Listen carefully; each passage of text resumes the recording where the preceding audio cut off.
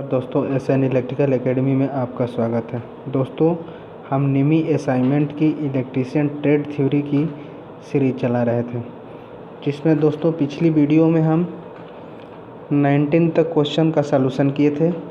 इस वीडियो में दोस्तों हम 20 से स्टार्ट करेंगे। तो आइए दोस्तों वीडियो स्टार्ट करते हैं। दोस्तों क्वेश्चन नंबर है 20। 240 वोल्ट बाई 50 हर्ट्ज AC आपूर्ति और 8 एम्पियर धारा प्रवाह वाले जुड़े RLC समानांतर सर्किट के मान एडमिटेंस की गणना कीजिए। दोस्तों एडमिटेंस यानी Y का मान पूछ रहा है, ठीक है। तो Y इक्वल टू होता है 1/Z। तो इसमें दोस्तों Z का मान हम निकालने तो Z इक्वल टू हो जाएगा V/I। Z का मान दिया है 240 वोल्ट अपन I का मान जो दिया है वो 8 दिया है। 8 से ये कैंसिल करेंगे 3 यानी 30 हो जाएगा। दोस्तों यहाँ Z के मान पे रख देंगे 30, इससे हम भाग देंगे तो पॉइंट लगाएंगे 0, फिर 0, फिर 0, 3 बार में कैंसिल हो जाएगा, 3 3 आते जाएगा। तो दोस्तों इसका ऑप्शन नंबर C सही होगा। Next question 21। एकल कला RC समानांतर परिपथ में लाइन धारा IL की गणना कीजिए। दोस्तों इसका फिगर दिया हुआ है, ये रहा। इसमें हमको लाइन धारा की गणना करनी है। तो दोस्तों ये जो है रेजिस्टेंस है और ये कैपेसिटेंस। अब इसमें करंट निकालनी है, तो इसमें जो करंट निकालेंगे तो IL इक्वल टू √ IR का स्क्वायर माइनस IC का स्क्वायर। दोस्तों देख लेते हैं ऑप्शन नंबर D में सही है ये। Next question 22। AC परिपथ में कम शक्ति गुणांक पावर फैक्टर को कैसे बेहतर किया जाता है।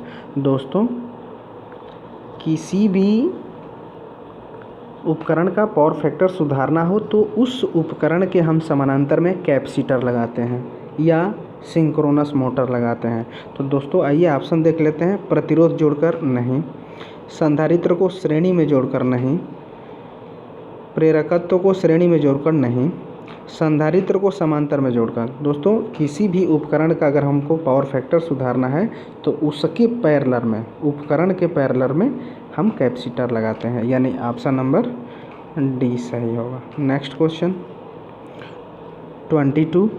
डेल्टा से जुड़े सिस्टम में लाइन धारा IL और फेज धारा IP के बीच संबंध क्या होगा। दोस्तों डेल्टा कनेक्शन के लिए कंडीशन होता है line voltage equal two phase voltage, लेकिन लाइन करंट इक्वल टू होता है √3 फेज करंट। तो दोस्तों इसमें लाइन करंट के बारे में पूछा हुआ है, तो लाइन करंट में ये होगा, यानी ऑप्शन नंबर C सही होगा। Line current equal to √3 phase current. Next question 22। कला अनुक्रम मीटर का उद्देश्य क्या है। दोस्तों फेज सीक्वेंस पूछ रहा है, यानी फेज सीक्वेंस का हम पता करने के लिए फेज सीक्वेंस मीटर का उपयोग किया जाता है। तो दोस्तों ऑप्शन देख लेते हैं। ऑप्शन ए है कंट्रोल द स्पीड मोटर, नहीं। B प्रोटेक्ट मोटर, ये भी नहीं होगा दोस्तों। Indicate in incorrect phase sequence, ये भी नहीं होगा। D है to sure the correct phase sequence. तो दोस्तों ऑप्शन नंबर D सही होगा। Next question 26। एक स्टार से जुड़े 3 कला भार की आभासी शक्ति की गणना करें अगर यह 0.8 शक्ति गुणांक पर 3 कला 415 वोल्ट 50 हर्ट्ज आपूर्ति से जुड़ा है और फेज धारा इतनी है। तो दोस्तों स्टार कनेक्शन है, तो स्टार कनेक्शन में हम पहले निकाल लेते हैं लाइन वोल्टेज। तो स्टार के लिए बता देते हैं हम आपको कंडीशन क्या होती है। स्टार अगर है तो इसमें जो होगा वो लाइन वोल्टेज होगा वो √3 गुणे फेज वोल्टेज होगा, और करंट जो होती है वो फेज करंट के बराबर होती है। ठीक है, ये स्टार के लिए कंडीशन होता है। तो दोस्तों क्वेश्चन में हम देख लेते हैं, लाइन वोल्टेज निकालेंगे तो फेज वोल्टेज 415 दिया है इनटू इसमें हम √3 से गुणा कर देंगे तो ये लाइन वोल्टेज निकल गया। अब लाइन वोल्टेज निकल गया तो इसमें फिर हम अब ये हो गया तो इसमें हम आभासी शक्ति के लिए फार्मूला लगाते हैं। तब आभासी शक्ति के लिए फार्मूला होता है VI। तो ये टोटल हमारा वोल्टेज निकल चुका है, I का इसमें गुणा करना है। तो दोस्तों फिर देखते हैं, इक्वल टू 415 इंटू √3 इंटू 10। तो दोस्तों ये VA में हुआ, वोल्ट एम्पियर में। चूँकि ऑप्शन देख रहे हैं हम सब तो किलो वोल्ट में दिया है तो 1000 से हम इसमें भाग दे देंगे, ये इससे कैंसिल हो जाएगा। दोस्तों इसका सलूशन हम करेंगे ना तो यह जो आएगा वो 7.188 आएगा, यानी ऑप्शन नंबर D सही होगा। नेक्स्ट क्वेश्चन 27, 3 कला शक्ति मापने में 2 वाट मीटर विधि में से यदि एक शून्य पाठ्यांक हो और दूसरा कुल शक्ति खपत हो तो पावर फैक्टर क्या होगा। दोस्तों पिछली वीडियो में हम बताए थे, एक सारणी हम बनवाए थे, तो उसमें हम इस 5 इसके कंडीशन होते हैं, इस 5 कंडीशन को हम वहाँ बताए थे। तो दोस्तों इसको हम देख लेते हैं कि अगर 1 वाट मीटर 0 दिखा रहा है और एक टोटल पावर फैक्टर दिखा रहा है तो पावर फैक्टर क्या होगा। दोस्तों इसके लिए जो होता है ना, एंगल जो होगा वह 60 डिग्री होगा, यानी करेंट एंड वोल्टेज के बीच जो एंगल पावर फैक्टर और वाट मीटर। तो दोस्तों अगर ये करेंट और वोल्टेज के बीच 60 डिग्री है एंगल तो इसका पावर फैक्टर जो होगा 0.5 होगा, और 1 वाट मीटर जो होगा वो टोटल पावर देगा और 1 वाट मीटर जो होगा वो 0 रीडिंग देगा, यानी 60 डिग्री और पावर फैक्टर 0.5, यानी ऑप्शन नंबर ए सही होगा। नेक्स्ट क्वेश्चन 28, फॉर्म फैक्टर का फार्मूला क्या होता है। दोस्तों फॉर्म फैक्टर का फार्मूला होता है, फॉर्म फैक्टर इक्वल टू होता है RMS अपन एवरेज। तो दोस्तों ये V का RMS हो सकता है, I का RMS हो सकता है। ऑप्शन देख लेते हैं, औसत बटा RMS नहीं, RMS बटा एवरेज, तो ऑप्शन नंबर B सही होगा। Form factor equal to RMS upon average. दोस्तों इसका मान जो होता है फॉर्म फैक्टर का 1.11 होता है।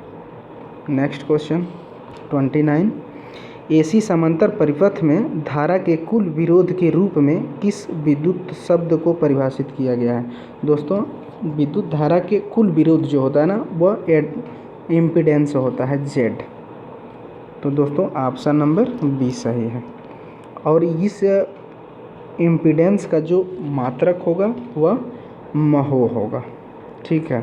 प्रतिरोध का मात्रक जानते हैं ओम होता है।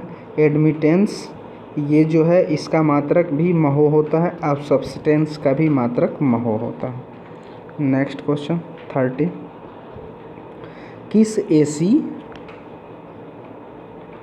किस AC परिपथ में वोल्टेज V और करंट के बीच संबंध क्या है। दोस्तों यहाँ देखिए, तो यहाँ वोल्टेज जो है 0 पे है, लेकिन करंट हम देख रहे हैं कि 90 डिग्री आगे है, किससे, वोल्टेज से, ठीक है। तो ये जो होगा ये प्योर कैपेसिटिव सर्किट होगा। दोस्तों ऑप्शन देख लेते हैं, शुद्ध प्रतिरोधी नहीं, प्रतिरोध एवं प्रतिघात नहीं, प्रतिरोध एवं धारितीय परिपथ ये भी नहीं होगा, प्रतिरोध प्रेरकत्व। तो दोस्तों इसमें कोई ऑप्शन सही नहीं है, इसका सही आंसर होगा ऐसे होगा, यहाँ पे ये कैपेसिटिव सर्किट होगा तो यहाँ वोल्टेज होगा और यहाँ करंट हो जाएगी और ये इससे 90 डिग्री होगी। तो इसका सही आंसर होगा कैपेसिटिव सर्किट, माने धारितीय परिपथ। नेक्स्ट क्वेश्चन 31, 3 कला प्रणाली में यदि सक्रिय शक्ति 4 किलोवाट है और आभासी शक्ति 5 kVA है तो प्रतिघाती शक्ति का मान बताइए kVAR का। दोस्तों इसका हम देख लेते हैं, ऐसे हो जाएगा। इसको हम कहते हैं एक्चुअल पावर माने वास्तविक शक्ति, ये होती है रिएक्टिव पावर kVAR, और ये होती है आभासी शक्ति VA। दोस्तों इसमें जो दिया है ये सक्रिय शक्ति जो दिया है इसका मान दिया है 4, आभासी शक्ति का मान दिया है 5 और इसका मान पूछ रहा है। दोस्तों इसमें हम पाइथागोरस प्रमेय लगा देंगे, तो इसका स्क्वायर इक्वल टू इसका स्क्वायर प्लस इसका स्क्वायर। तो यहाँ देख लेते हैं 5 का स्क्वायर इक्वल टू 4 का square plus kVAR reactive power का स्क्वायर। तो दोस्तों ये 25 हो जाएगा इक्वल टू 16, इधर इसको माइनस कर देंगे तो ये निकल जाएगा kVAR का स्क्वायर, और इसका हम इसका रूट हटाएंगे तो इसमें रूट कर देंगे तो ये 9 हो जाएगा, 9 का वर्गमूल 3 हो जाएगा, यानी ऑप्शन नंबर सी सही होगा, 3 kVAR। 32 क्वेश्चन, RLC श्रेणी परिपथ में किस स्थिति में अनुनाद होता है। दोस्तों RLC सर्किट है, अनुनाद सीरीज के लिए पूछा है, तो XL इक्वल टू XC होता है तो ये अनुनाद कंडीशन कहलाता है, या Z इक्वल टू R, और इसका पावर फैक्टर जो होता है दोस्तों ये इकाई होता है। ऑप्शन देख लेते हैं, प्रेरकीय प्रतिघात शून्य होगा, नहीं। बी, प्रेरकीय प्रतिघात धारतीय प्रतिघात के बराबर होगा, XL XC इक्वल टू होंगे, यानी ऑप्शन नंबर बी सही होगा। नेक्स्ट क्वेश्चन 33, 3 कला 2 वाट मीटर विधि में वाट मीटर के ऋणात्मक पाठ्यांक देने पर आप धनात्मक पाठ्यांक कैसे प्राप्त करेंगे। दोस्तों यदि कोई ऋणात्मक पाठ्यांक दे रहा है तो उसको हम धनात्मक में पाने के लिए प्रेशर कॉइल को अपोजिट कनेक्शन कर देते हैं, उल्टा कर देते हैं। ऑप्शन देख लेते हैं दोस्तों, आगत सिरों के संयोजन आपस में बदले, नहीं। धारा कुंडली के संयोजन को, नहीं। मीटर में दाब कुंडली के संयोजन को बदले, इसी को संयोजन इसका बदलेंगे दोस्तों, ऑप्शन नंबर सी सही होगा। नेक्स्ट क्वेश्चन 34, ज्यावक्रीय AC के लिए फॉर्म फैक्टर का मान बताइए। दोस्तों अभी पीछे क्वेश्चन में बताए थे फॉर्म फैक्टर का मान क्या होता है 1.11, अगर पीक फैक्टर का मान पूछता तो 1.414 हो जाता। यहाँ फॉर्म फैक्टर का पूछा है यानी 1.11, ऑप्शन नंबर बी सही होगा। नेक्स्ट क्वेश्चन, AC समांतर परिपथ में प्रेरकत्व का परस्परिक क्या होगा, यानी दोस्तों रेसिप्रोकल पूछ रहा है, यानी उल्टा। ऑप्शन देखते हैं, रिएक्टेंस, रिएक्टेंस का उल्टा सब्सटेंस होता है, यानी x इक्वल टू 1/b होता है। एडमिटेंस, एडमिटेंस का उल्टा जो होता है इम्पीडेंस होता है, y इक्वल टू 1/z। और कंडक्टेंस का उल्टा होता है 1/r इक्वल टू होता है 1/g। कंडक्टेंस का ये अपोजिट हो जाएगा g का r। दोस्तों यहाँ पूछा है इंडक्टेंस का, तो इंडक्टेंस का उल्टा जो होता है रेसिप्रोकल, वो सब्सटेंस होता है, यानी ऑप्शन नंबर डी सही है। नेक्स्ट क्वेश्चन 36, धारा एवं वोल्टेज के मध्य कौन सा संबंध है। दोस्तों यहाँ हम देख रहे हैं कि यहाँ करंट और वोल्टेज एक साथ प्रारंभ हो रहे हैं, फिर यहाँ आके एक साथ मिल रहे हैं, फिर यहाँ आके एक साथ मिल रहे हैं, तो इसको हम कहते हैं इन फेज, यानी करंट और वोल्टेज के बीच जो एंगल हुआ वो 0 हो गया, तो ये इन फेज होगी। यदि करंट और वोल्टेज के बीच 90 डिग्री का अंतर हो गया, 90 डिग्री का अंतर हो गया करंट और वोल्टेज के बीच, तो इसको हम कहते हैं क्वाड्रेचर। और यदि दोस्तों करंट और वोल्टेज के बीच 180 अंश का अंतर हो गया तो इसको हम कहते हैं एंटी फेज, एंटी फेज। तो दोस्तों यहाँ पे हम देख रहे हैं कि करंट और वोल्टेज साथ साथ जा रहे हैं, तो ये इन फेज होगा। ऑप्शन देख लेते हैं, ए, धारा एवं वोल्टेज समान कला में है, तो समान कला में है, ऑप्शन नंबर ए सही है। नेक्स्ट क्वेश्चन 37, 2 वाट मीटर विधि W1 और W2 द्वारा कुल शक्ति की गणना करें यदि 1 वाट मीटर की रीडिंग उल्टी कर दी जाती है। तो दोस्तों टोटल पावर के लिए फार्मूला होता है W1 प्लस W2। यदि इसमें किसी का उल्टा हम संयोजन करते हैं तो वो निगेटिव हो जाता है, यानी P इक्वल टू अब हो जाएगा उल्टे संयोजन में W1 माइनस W2, ये हो जाएगा। तो ऑप्शन देख लेते हैं। ऑप्शन ए है W1 इंटू 2, नहीं। W1 ओनली, ये भी नहीं। ऑप्शन नंबर सी दोस्तों सही होगा, W1 minus W2, option number C सही है। नेक्स्ट 38, कौन सी तीन कला प्रणाली में फेज वोल्टेज को मापने के लिए कृत्रिम उदासीन तार की आवश्यकता होती है? दोस्तों न्यूट्रल जो होता है ना, वो केवल स्टार से प्राप्त होता है, और ये प्रणाली जो होती है 3 फेज 4 वायर वाली प्रणाली होती है, 3 फेज 4 वायर। और इससे दोस्तों हम बैलेंस लोड और अनबैलेंस लोड, ये दोनों इसमें आते हैं, बैलेंस और अनबैलेंस दोनों इसमें आते हैं। यदि इसमें डेल्टा का कहता दोस्तों, तो डेल्टा में जो होती है प्रणाली वो केवल 3 फेज 3 वायर होती है, और इसमें केवल बैलेंस लोड होता है। ठीक है, तो यहाँ जो है कृत्रिम पूछ रहा है न्यूट्रल उदासीन का, तो न्यूट्रल हमको किससे प्राप्त होगा? तो न्यूट्रल हमें केवल स्टार से प्राप्त होगा, यानी ऑप्शन नंबर बी सही होगा, 4 तार स्टार संयोजन सिस्टम। डेल्टा से दोस्तों हमको न्यूट्रल नहीं प्राप्त होता है। नेक्स्ट क्वेश्चन 39, 3 फेज सिस्टम में यदि फेज वोल्टेज 240 वोल्ट है तो लाइन वोल्टेज बताइए। तो दोस्तों इसमें थोड़ा सा एरर है, इसमें ये जिक्र नहीं किया है कि ये स्टार है कि डेल्टा है। स्टार हम मान के करते हैं, तो स्टार में दोस्तों जो होता है लाइन वोल्टेज इक्वल टू √3 गुणे फेज वोल्टेज होता है।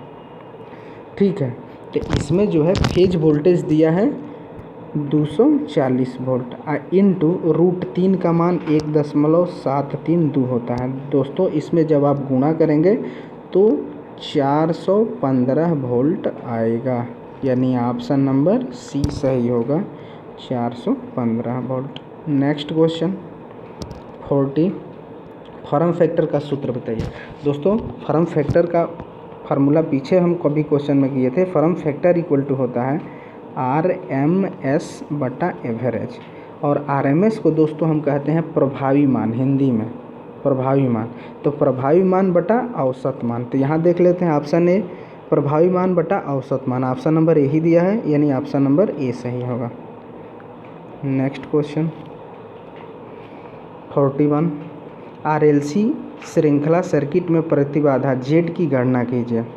दोस्तों Z RLC परिपथ के लिए, तो Z इक्वल टू होता है √R² प्लस कोष्ठ में XL समरूप XC का होल स्क्वायर। दोस्तों यहाँ ध्यान देने वाली बात होती है, जब हम इसका न्यूमेरिकल बनाते हैं तो यहाँ पे ये कंडीशन होता है कि जो बड़ा होता है उसमें से छोटे वाले को माइनस करते हैं, ये विशेष ध्यान इसमें रखा जाता है।